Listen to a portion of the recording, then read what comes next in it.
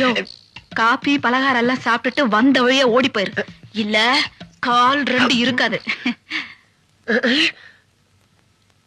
ஏண்டா மருந்து என்ன சொல்லிட்டு போறா?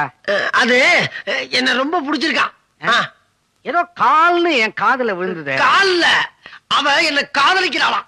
ஒன்னு சாமி, இவன் ஒரு கொடுமை. என்னடா இந்த பொண்ணு நல்ல கலரா இருக்க, இதையே நமக்கு முடிச்சிருக்கல. அரஞ்சனா அது அவனுக்குடா, உனக்கு வேற. அதோ வருது பாரு.